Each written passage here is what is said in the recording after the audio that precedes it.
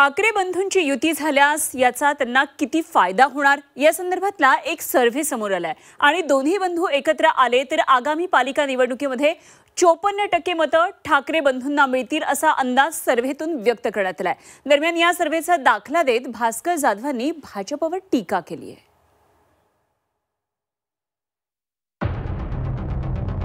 ठाकरे बंधूंच्या मनोमिलनाच्या चर्चा मागील अनेक दिवसांपासून सुरू आहेत। राज ठाकरे आणि उद्धव ठाकरे एकत्र आल्यास महाराष्ट्राच्या राजकारणाचं चित्र बदलेलही, मात्र दोन्ही भावांनी युतीबाबत कोणताही ठोस निर्णय घेतलेला नाही। दरम्यान दोन्ही बंधू एकत्र आल्यास आगामी महानगरपालिकेच्या निवडणुकीत ठाकरेंच्या युतीला मोठा फायदा होण्याची शक्यता आहे। पालिका निवडणुकीत जवळपास 54% मतं ठाकरे बंधूंना मिळतील असा सर्व्हे समोर आलाय। या सर्व्हेचा दाखला देत भास्कर जाधव यांनी भाजपवर निशाणा साधलाय।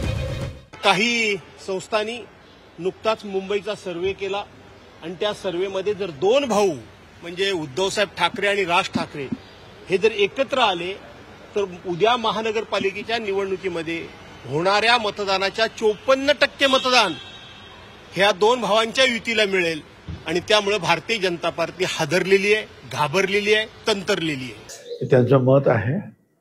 भाजपला तसं काही घाबरण्याचं काही कारण आहे असं मला काही वाटत नाही। आणि तुम्ही म्हणता ते उद्धवजी आणि राजजी हे एकत्र येतील असंही काही मला काही दिसत नाही। तर हे सगळं जे आहे असं झालं तर असं होईल। असा दोन कार्यकर्ते आपल्याला मिळाले तर आपलं सुद्धा बळ वाढतं की नाही। आणि मग हे दोन नेते जर एकत्रित आले तर निश्चितपणे बळ वाढणारच आहे ना।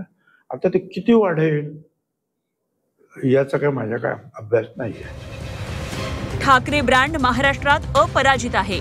मुंबई आणि महाराष्ट्रात ठाकरे ब्रँडचा दबदबा असल्याचं संजय राऊत यांनी म्हटलंय।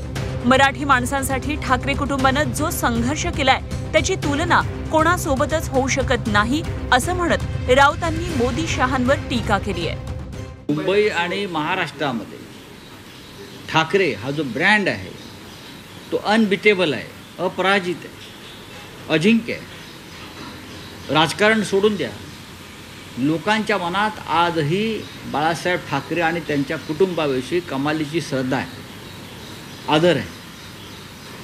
कारण महाराष्ट्रासाठी आणि मराठी माणसासाठी ठाकरे कुटुंबानं जे केलेलं आहे, संघर्ष केला आहे, त्याग केला आहे, एक स्वाभिमानी महाराष्ट्राने मराठी म्हणून घडवला, त्याची तुलना कोणाशी होऊ शकत नाही।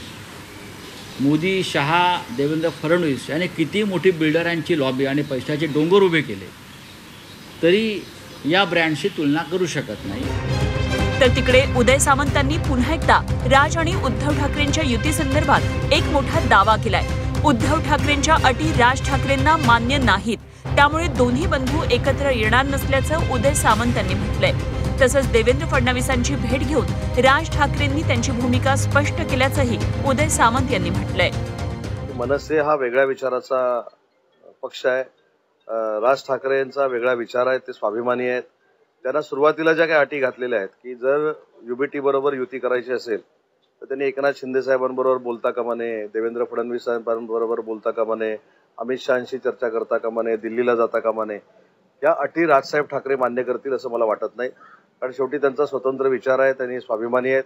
आणि काल त्यांनी करून दाखवले, त्यांनी देवेंद्रजींची भेट घेतली, म्हणजे युबीटीनं समोरून सांगितलेलं असताना देखील ज्यावेळी ते देवेंद्रजींना भेटतात त्यांनी त्यांची दिशा स्पष्ट केलेली आहे।